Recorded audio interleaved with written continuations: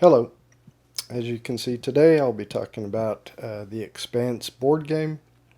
I believe this came out in 2017, and I think that's around the same time I got it. So obviously it's based on the Expanse TV show, which is based on some books, but I think the game is based on the TV show. And since it came out in 2017, I can't remember how many seasons of the TV show had been out. I think maybe only two at that point. So the images on the cards are, I think, from the first or maybe first and second season of the game. But anyway, let's get on with setup and how to play. Alright, first thing you'll do is place the game board in the center of the playing area between all players. Each player will then choose a faction mat. There's the United Nations, the Outer Planets Alliance, OPA, the MCR, Martian Congressional Republic, and Protogen. In a three-player game, which I'm setting up for, it suggests the rules say use the United Nations, OPA, and MCR. So that's what I'm going to use. Each faction will look at the back of their faction mat and take the components listed and place their starting fleets on the location listed and starting influence on the locations listed. The rules and the back of these faction mats have misprints on the amount of influence cubes. For the UN, it shows 15 influence cubes, and really there are 15, but there should only be 14, as one will be used for scoring cube. And similarly, for some of the other factions like OPA, it shows 18 influence cubes. Well, really it should say 17, as one will be used for the where it says white CP cube.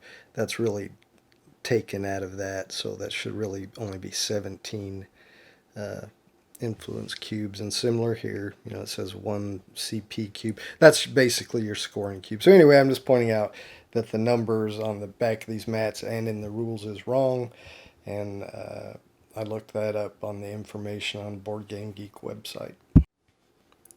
So a faction should have its 3 technology cards. It should have its influence cubes of its color, so blue for UN, white for OPA, orange for MCR, and black for Protogen. The UN also gets these 3 diplomat cubes. Each faction gets a varying amount of fleet tokens. Then again, the blue CP cube, again, that's your score. One of them will be your scoring cube, and then each gets their initiative token. And then we'll just show, like for the UN starting fleet location. For instance, 2 fleets at Earth, so we'll take 2 of the fleets. We'll put them here. Now this says Earth, and fleets go in this outer box, which is called an orbital, and the boxes inside an orbital are bases.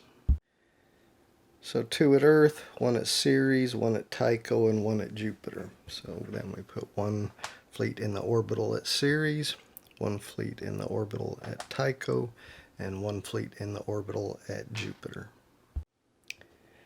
And then starting influence, 1 in Eurasia, 1 in Africa, and 1 in Rhea. So there's 1 in Eurasia, 1 in Africa, and I believe Rhea is over here, a Saturn base.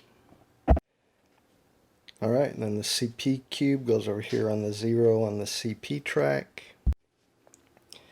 And then just flip your faction map back over, put your influence cubes here where it says influence, and put your if you had any fleet, all the fleets for all players will be placed on the board at the beginning of the game, but during the game they'll get taken off. They could get removed, and if they do, they'll go here in the fleet section.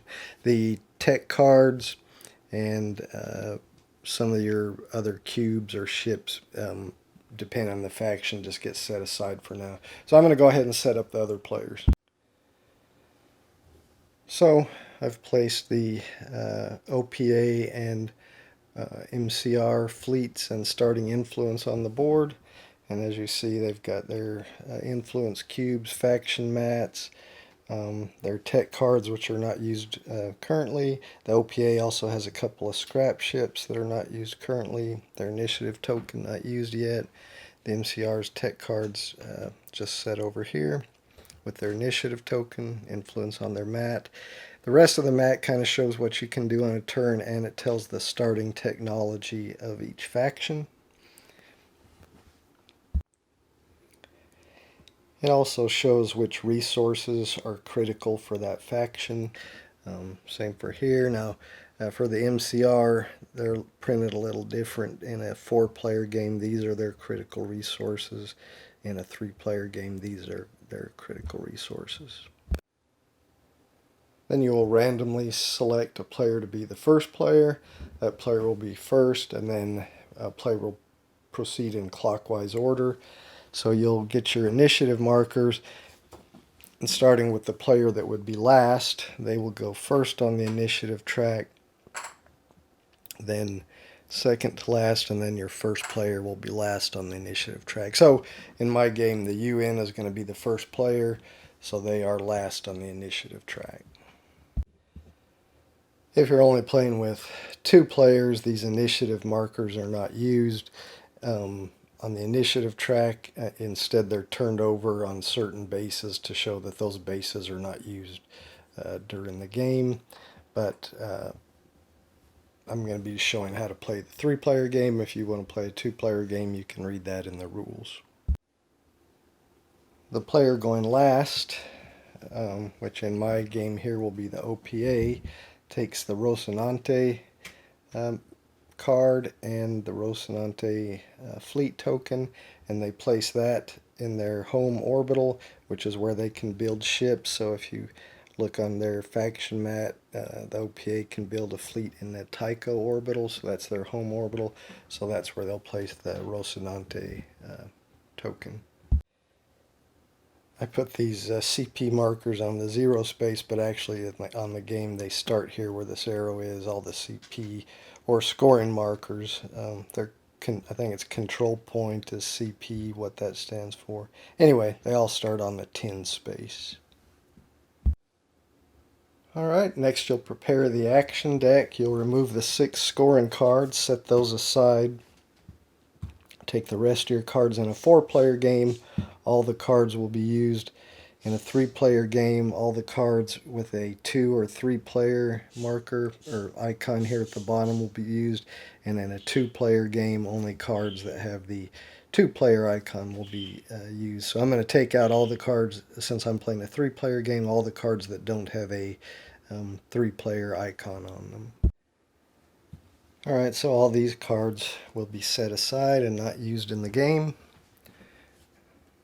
This is the deck that's left. Alright, so you'll shuffle that deck, again leaving your scoring cards out. You'll deal 5 cards into one pile.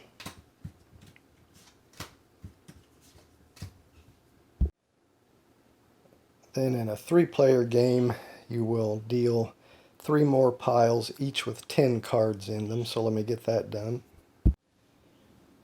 Alright, I've got my 3 piles of 10 cards each. Now in a 2-player and 4-player game it's a little different, but again you can read that in the rules. It's just different in the number of cards really. Any leftover cards just go back in the box. You then add 2 score cards onto each of these 10 card piles. Then shuffle these piles. Let me do that.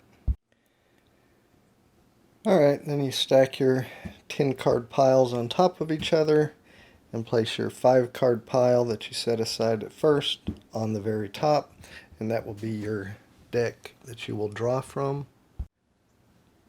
Then you'll deal 5 cards onto the action track here.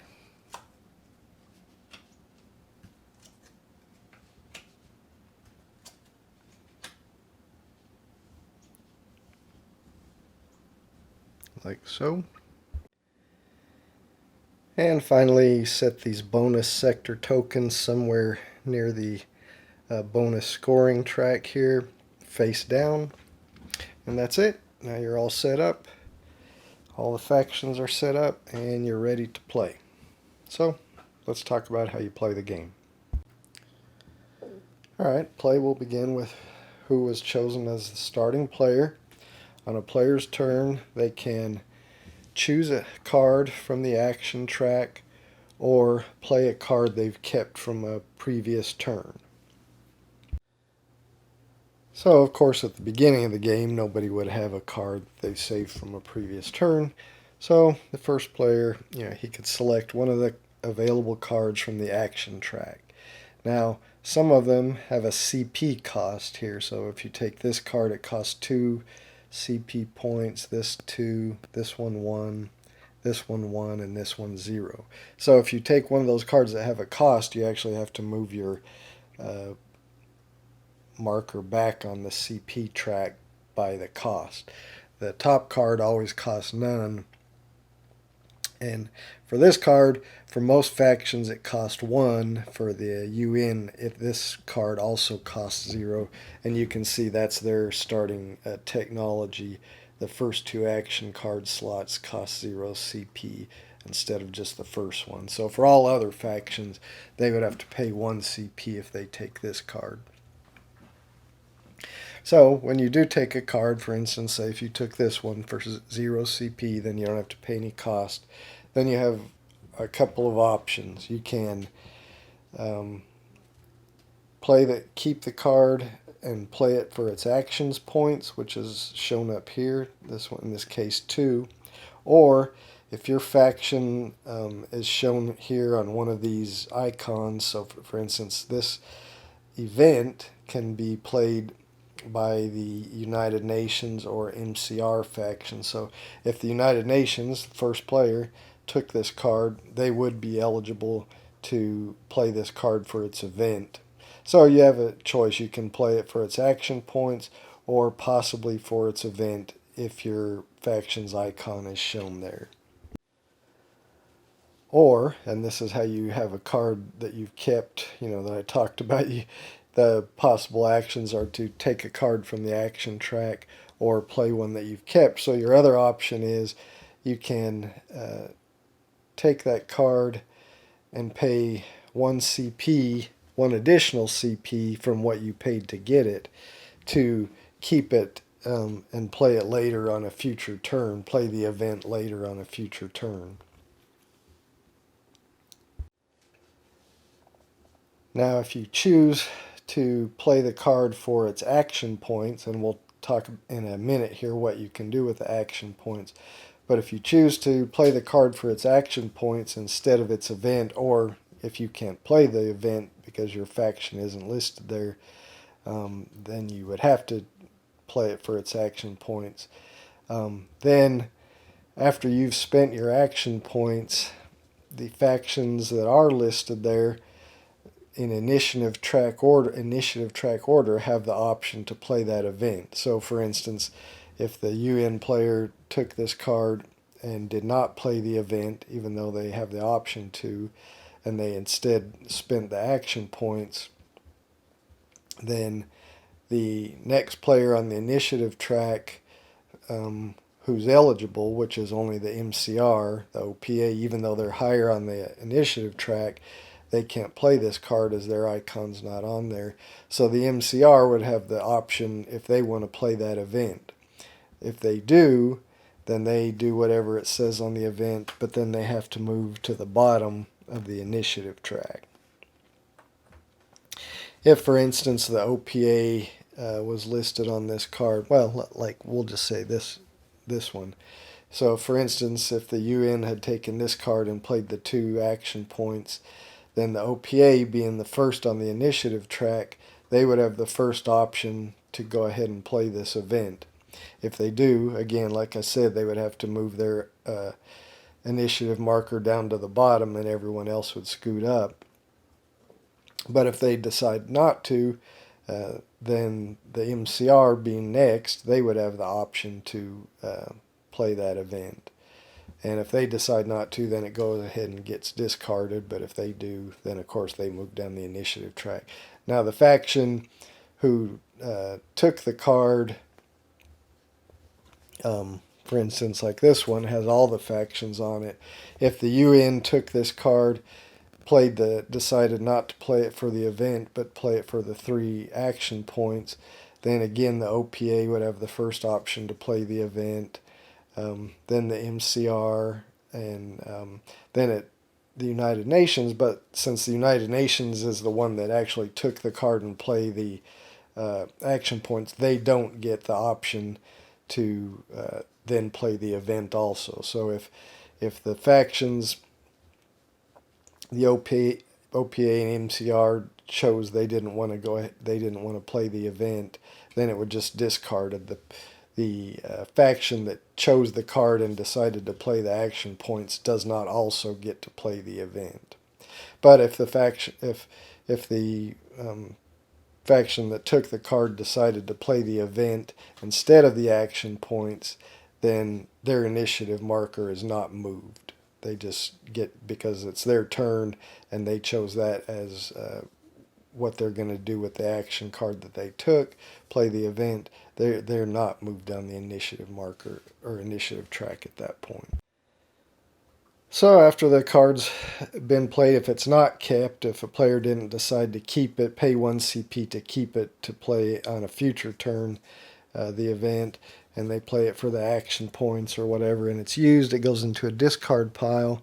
Then all the other cards are moved up the track, and a new card is drawn and placed at the bottom of the track. So for every player's turn, there will always be 5 cards on the action track.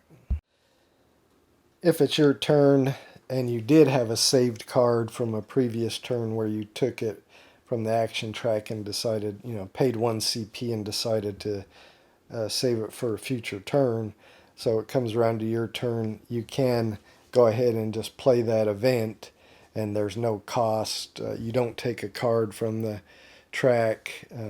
There's no cost. You just play that event and then discard the card. So if you do take a card and decide to play it for its action points, well, what can you do with them? Well, for 1 action point, you can move 1 group of fleets from one band to another or within the same band. So you'll notice the board is broken up into sectors, and then there's bands within the sectors. So the sectors are the inner planets, the belt, and the outer planets.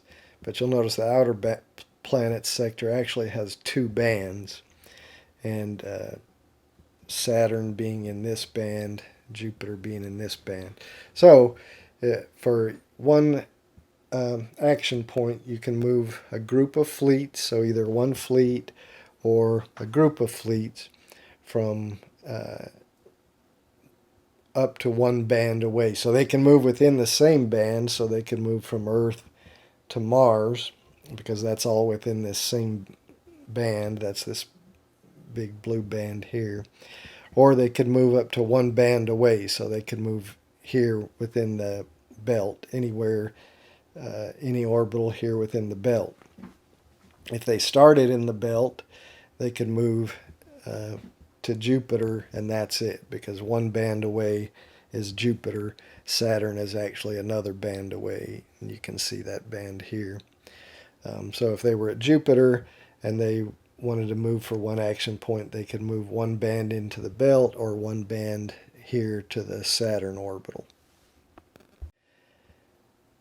So if you can just move 1, or you can move a group, but they have to start in the same orbital and end in the same orbital.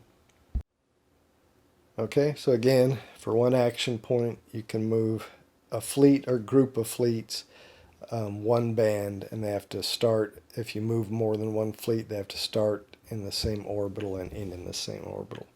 All right, so for another thing you can do for an action point is place an influence on a base where you have a fleet in an orbital. So because I have these fleets here in this Earth orbital, I could place 1 influence on any base here in Earth, or because I have a fleet here in Ceres orbital, I could place one influence there for one action point. Because I have a fleet here in the Jupiter orbital, I could place one influence on either Europa, Ganymede, or Io. So again, for one action point, you can place one influence in a base wherever you have a fleet. And finally, for one action point, if in the future one of your fleets has been removed from the board for one action point, you can build a fleet in your home orbital. So in this case, for the UN, they can build a fleet in the Earth orbital. Now, some of the other factions like the OPA, they have where you can spend one action point to place an influence on any belt or outer planet base. No fleet is required. So that's a little special technology they have, and an extra thing they can spend action points on. The MCR doesn't have that. Their starting technology is the battleships. Full strength battleships count as strength 2 towards orbital control, which we haven't talked about yet, but we will. And a battleship chosen to be removed is instead flipped to its damage side. So you'll notice most factions' fleets look like this, whereas the Mars has 2 of these battleships, and they have a 2 on them showing their strength 2, where if somebody uses some action from a card or an event that allows them to remove a fleet, normally they would just remove that person's fleet and that person would have to put it back on their faction mat. If somebody does that to one of Mars's battleships, instead of getting removed, it's just flipped over to its one strength side. And then if somebody used another remove in the future on that, then it would get removed and go back to Mars's fleet. So in this case, with this card, you'd get 2 action points. So you could do any of those possible actions in any order or more than once, but you would only get to spend 2 action points with this card. So players will take turns choosing cards, spending the action points, or doing the event. Again, if they choose the action points, then a faction who's listed on the card has the option in initiative order to do the event on that card. Then that card is discarded. A new card is drawn. Well, eventually a scoring card is going to come out. So say somebody just took their turn, took a card from there. You got to slide all the cards up, draw a new card. There's a scoring card. So a scoring card comes onto the track. Now, it'll move up just like all the other cards. Eventually, somebody will take the scoring card. You can take it at any point, but again, you've got to pay the CP cost depending on where you take it, unless you take it up here for 0. When somebody does choose the scoring card, then instead of taking an action or event that turn, you'll score the board. So the first thing that will happen, the player that took the scorecard, and this is all kind of listed on the scorecard here. First thing that will happen, the player that took the scorecard will take these bonus sector tiles, and they'll secretly choose one that they want to be the bonus sector for that scoring round. So probably the player that thinks they're going to score best in that sector, they'll choose that sector. They'll put it, if this is the first scoring card drawn, then it would go here and they would put it face down there, so you don't know for sure which one they chose. Then each player has a choice or a chance to play a kept event. If they've got an event card that they've kept, they can play it now. Also, the player with the Rocinante card gets to choose one of the possible actions there, so they can either place one influence anywhere, they can move the Rocinante one band and remove one opposing fleet there, they could move the Rocinante to any orbital, or they could remove one opposing fleet in the Rosinante orbital for each friendly fleet there, including the Rosinante. So the player with the Rosinante can choose one of those actions and do it. So after everyone's had a chance to play a kept event card, and the player with the Rosinante has had the opportunity to uh, do a Rosinante action. Now the player with the Rosinante cannot play a kept event card and do Rosinante action. They can do one or the other. So if they've got a kept event card, they can choose to either play that or do a Rosinante action. Again, they can't do both. But anyway, after all players have done that, then the bonus sector is revealed by the player that took the scoring card. So that's the outer planets. That's going to include Jupiter and Saturn bases. And then you score. So you score each base, and whichever player has the most influence in each base will get points. Now, um, normal scoring for each sector that's not in the bonus sector. So, the bonus sector here is the outer planets. So bases in the inner planets, the belt and the inner planets will be scored normal. So the player with the most influence at each base will get one CP point, and second and third place won't get any. So whoever has the most influence in Eurasia would get a point. In this case, it's Earth because he's the only one. So it's the number of influence cubes determines who has the most influence there. Now, whoever has orbital control, in other words, the player with the most fleet strength there, um, gets to add one to their influence if they've got a cube there. So, for instance, let's say we had this situation. Well, Mars has their battleship there, which is worth a strength of 2, where the UN only has one fleet there with a strength of 1. So Mars has orbital control here because they have 2 strength to 1 strength. So they get to add 1 influence to every base in that orbital where they have an influence. So for here, because they get to add 1, they have 2, a strength of 2 compared to the 1 influence of the UN, so the Mars would get to score the 1 point for this. Whereas here, even though Mars has orbital control, because they don't have a cube here, that doesn't count. So the UN would get to score here, and nobody would score here because there's no influence there. Now, if you win orbital, or if you win the influence count in a base where it's got a critical resource that is on your mat. So, for instance, you remember the United Nations. The green, that's food, that's minerals. So, minerals, technology, food, and water.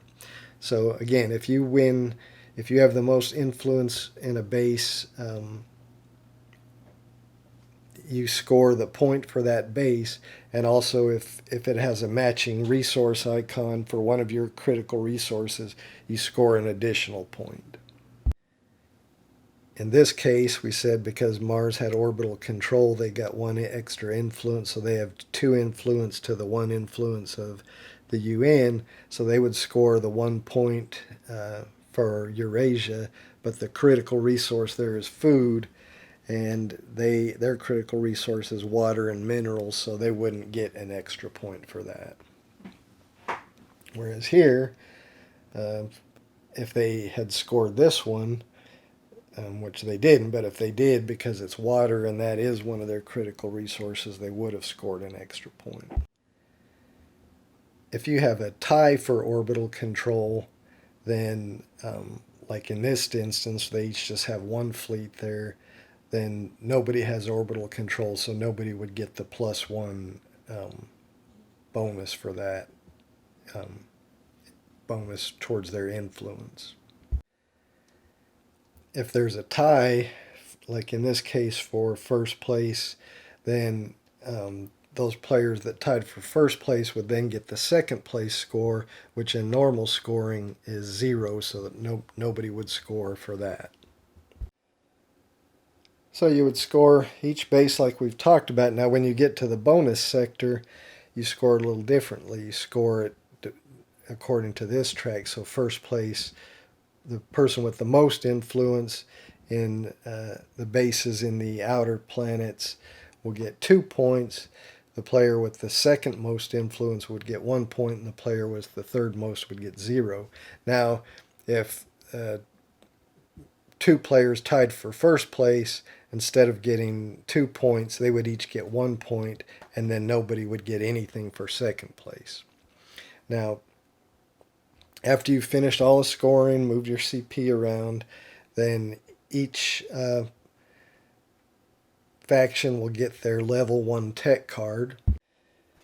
So they would get to take their level 1 tech card and put it over in their area, and that tech is now active. So for the United Nations, that gives them these 3 diplomat cubes, which they can place as influence, and they're worth 2 influence each instead of just 1. The OPA would get their scrap ships, which that makes these ships become available, which they can then spend action points to place them or move them, and they're worth 1/2 power basically. So, a regular fleet is worth 1 point when you're considering orbital control, and these will be worth 1/2 a point. So that's something anyway.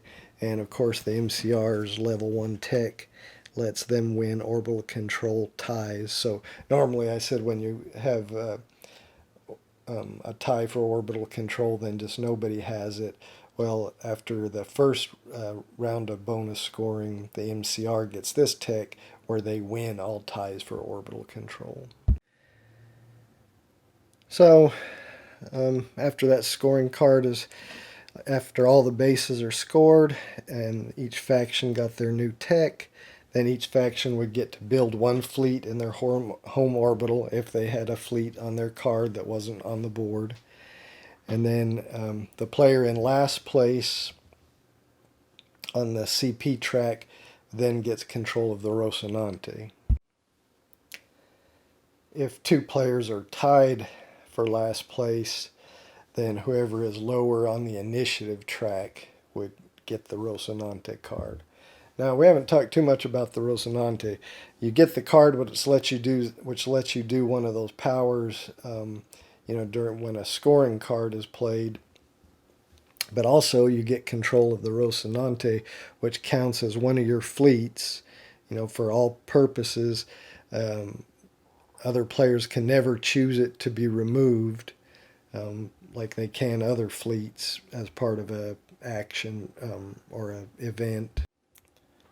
So it's basically like an extra fleet for the player that's controlling the Rocinante at that time. Now, when at the end of a scoring round, when a new player gets the Rocinante card, the Rocinante stays where it was, but then that player, using their action points, can move the Rocinante however they want, on their turn.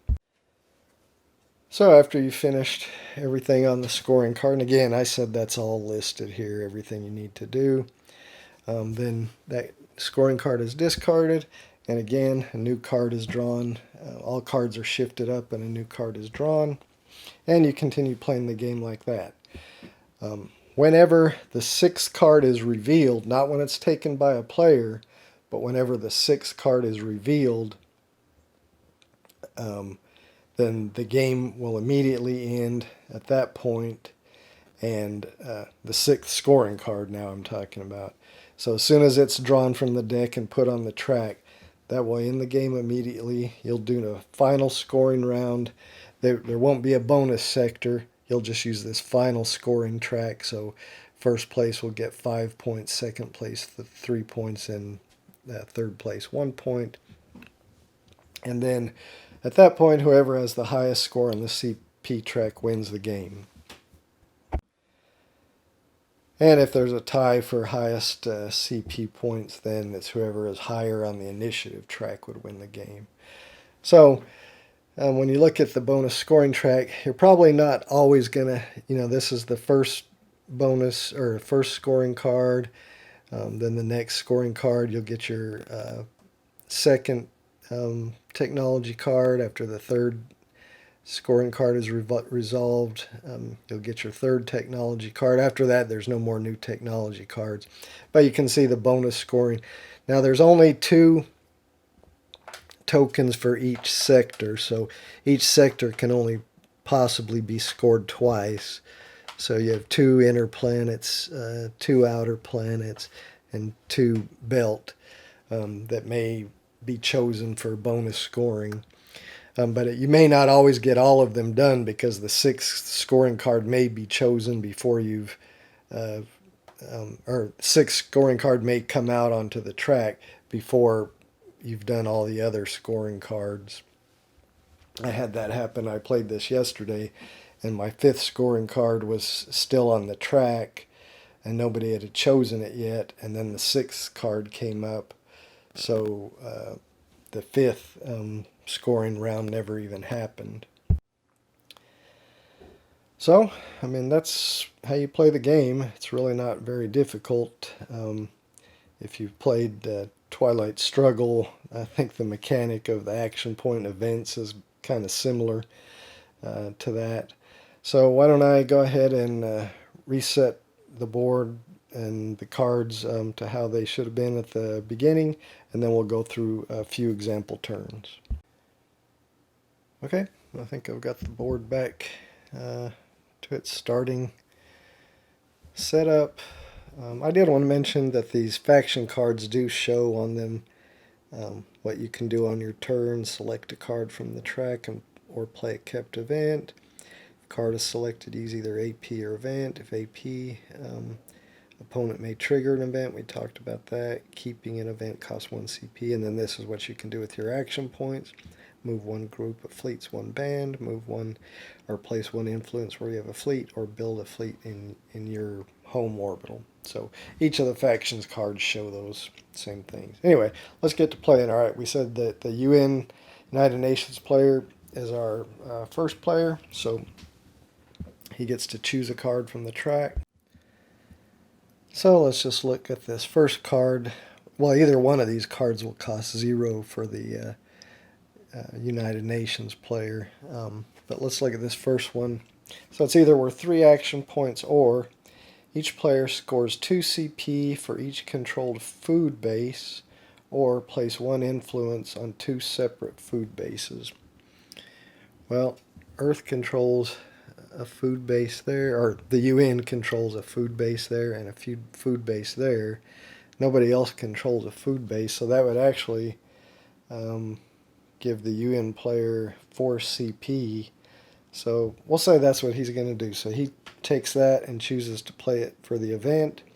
So each player scores 2 CP for each controlled food base, or place 1 food. Well, he's going to take the 2 CP for each controlled food base. So again, he's got 1 there and 1 there. And of course, control is who has the most influence there. So anyway, that's going to give him 1, 2, 3, 4 total CP. Now this card gets discarded. All these other cards shift up.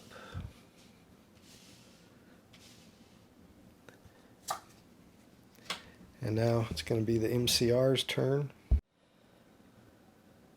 So now the MCR would have to pay 1 if they took this. So let's look at what their free card. It's either 3 action points or an event, which they could do because they're listed on there. Remove 1 influence from each player, including you, each from a different base. So I don't know that he would want to do that. So he could take that, or he could take this one that's 4 action points, but he'd have to pay a CP. So he's going to take this one, and he's going to spend it for the action points. So he's got 3 action points. So for 1 action point, he's going to place an influence where he has a fleet. Well, he's got 1 here, so he'll place an influence there. For another action point, he's going to place an influence where he has a fleet. So he's going to put 1 there. And he still has 1 action point left. And we'll just say for his last action point, he's going to move one of his fleets up to one band. He's going to move it over here to Eros. And that's going to be all 3 of his action points. Now, because he didn't do the event, it goes up for, whoever. Now, the UN isn't eligible, so the only other player that's eligible is the OPA, and they are on top of the initiative track. So they could decide to do this event if they wanted to. But they say no, they don't want to do it. So that card just gets discarded. All these cards get shifted up. New card comes out. All right, and now it's the OPA's turn. So they like this card that doesn't have 0 cost because it says keep this card, and they can do it because they're listed there. Keep this card at no CP cost. Remember, normally when you keep a card, it costs you 1 CP. Discard to first perform the AP, which would be 4, and then the eligible event on an action card on your turn. So they can keep this, and on a future turn, they can decide to go ahead and keep it and spend the 4 action points and do the event on a card. So that's what they're going to do. They're going to keep that at no cost, and that's going to be their turn. So all these get shifted up. New card comes out. All right, that's a scoring card. All right, but now it's the UN's turn. All right, now just to show, I don't think this is the optimal thing, but I just want to show, say the UN decides they want to do this card instead of one of those first 2. Well, they do have to pay a CP to do that, so they pay 1 CP. Then they take this card. Then they can do either the action points or the event. So the event is place 1 influence on each Saturn base where you do not have influence. So they could put 2. So they're going to go ahead and play that event. So they're going to put 1 influence on this Saturn base and 1 influence on this Saturn base. And now this card's discarded. All right, now these cards shift up. And now it's the MCR's turn. So we'll say that MCR takes this card and they want to do the action points. So it's only 2. But they'll spend 1 to put an influence where they have a fleet. So they're going to put 1 there. And then they'll spend the other 1 to also put an influence where they have a fleet. So they're going to put 1 there. That's their 2 action points. So now this event, it can be done by either, well, it can't be done by the MCR because they took the card and did the action points. So it can be done by the United Nations. So if they do it, they don't move anywhere because they're already last on the track. So they're going to do it. Do 1 of the Rosinante crew actions as if you controlled the Rosinante. So the UN is going to do that event. So they get to do 1 of these actions. So they'll do this one, the Naomi Nagata action. Move the Rosinante 1 band and remove 1 opposing fleet there. So they're going to move the Rosinante to Jupiter, and they're going to remove Mars fleet there, so it goes back on their card. And now they would shift down to the bottom of the track, but they're already at the bottom of the track, so now they're done with that. All these cards shift up.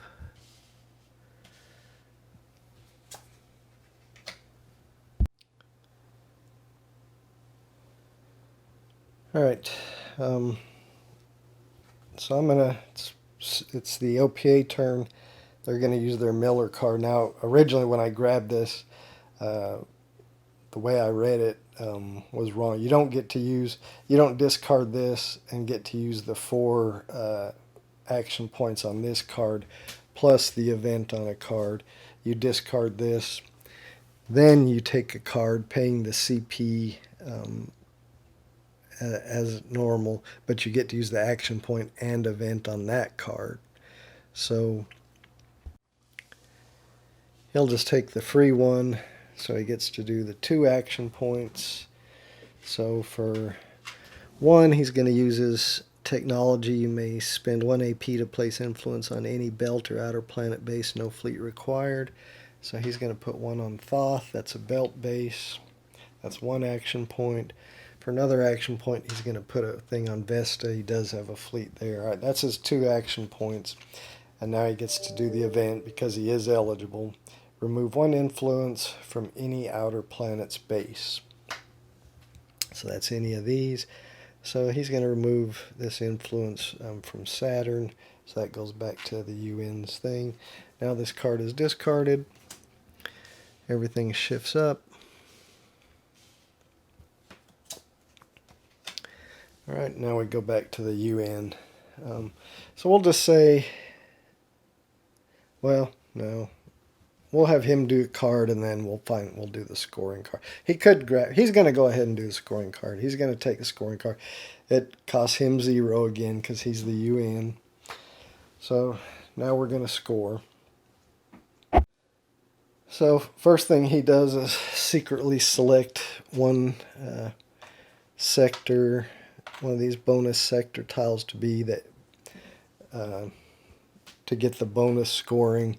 Now, he's not really ahead on any of the sectors at this point, but he's probably better off doing the inner planets. So he secretly selects inner planets and puts that there, that it's the bonus sector. All right, now if any player had a kept event, they could play that. None of them do, but the Rosinante player does get to choose one of these actions. Now at this point, Rosinante player doesn't know what sector was chosen as the bonus sector, but just guessing, they're going to go ahead and use James Holden's ability, place 1 influence anywhere. So they're going to place an influence on Luna. All right, now the bonus sector is revealed as the inner planets. Then we score each base. Now because the inner planets are the bonus sector, we score them like this. So the UN has the most influence here, so they get 2 points. And then because food is one of their critical resources, they get a bonus point for that. Again, they have the most influence here, so they get 2 points. Nobody had second place, so nobody got 1 point. In this one, again, UN gets 2 points. Water is not one of their critical resources, so they don't get a bonus point for that. And nobody has second place. Now,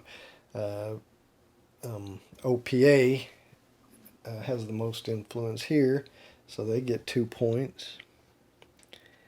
And tech is not one of their critical resources, so they don't get a bonus point. And again, nobody has the second most. All right, here in the inner planets, Mars gets 2 points for that, and minerals is one of their critical, so they get a bonus. And Mars gets 2 points for that. And tech during a 3-player game is not one of their criticals, so they don't get a bonus for that. All right, that's the planets in the inner, that's all the bases in the inner planets sector, so all the other bases will be scored 1-0. So here it's a tie for orbital control, so, but anyway, well, Ceres is, or OPA is the only one with influence in there anyway, so they get it, so that's 1 point. Minerals is not one of their things, so they don't get a bonus. Vesta, OPA gets that, so that's 1 point. And again, minerals is not. Here, OPA gets this one, so that's 1 point. And tech is not one of their things, so they just get that. All right, here, Mars does have that, so they get 1 point. And minerals is one of their critical resources, so they get a bonus point. And here OPA has that one, so they get a point, and tech is not one of their criticals. All right, up to here, Europa, Mars scores a point for that, and water is one of their criticals, so they get a bonus. Mars gets a point for that and for that. Food is not one of their criticals, so they just get the 2 points for that. And down here, UN gets this one, and food is one of their criticals, so that's 2 points for them. Remember, we're doing normal scoring here. Now in this one, it's a tie for orbital control, so nobody has it. So Earth and Mars are tied here for influence. And because there's no second place scoring, they just get nothing for that. And then OPA gets 1 point for this one. And water is one of their criticals, so they get a bonus. All right, so that's all the scoring. Each faction gets their new tech, which we talked about before. Just the one. So each faction gets their new tech. Each faction gets to build a fleet. UN and OPA don't have any, but Mars does have one that got removed, so they get to build it in Mars. And that's it for the scoring card. Oh, determine Rosinante control. The lowest placed player is OPA, so they keep the Rosinante. This card gets discarded. Everything shifts up. And we draw a new card. Oh, and another scoring card is already out. Anyway, so then we'd go on and it would be the next player's turn.